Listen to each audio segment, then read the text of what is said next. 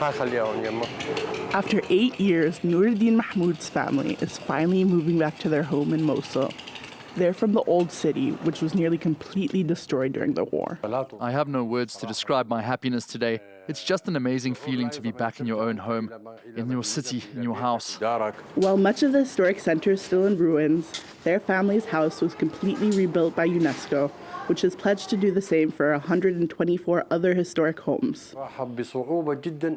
Without external support, it would have been really difficult for Mosul to rebuild, because most of those who live in the old city are poor.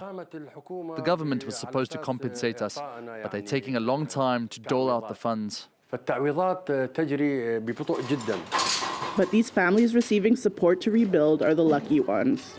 The vast majority of residents only have themselves to rely on. These two Mosul residents managed to rebuild their damaged house on their own. We redid the entire entrance, then the inside. Everything was cracked, you see. The windows were destroyed. Everything had to be repaired, even the stairs. It cost 4,000 euros in total, a hefty sum these Iraqis had to save for over years. Since the city was liberated, many have been disappointed by the government's slow efforts to regenerate life here. To fill the gap, a vibrant civil society has emerged. At this cafe, where intellectuals, artists, and activists regularly gather, volunteers are celebrating having organized a large music festival in Mosul. We're like the surgeons of this city, of our city.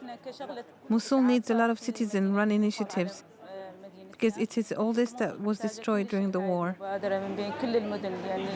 The idea of this place was to attract any kind of event to the center of the old city, and honestly, we didn't think that it was going to work out as well as it did.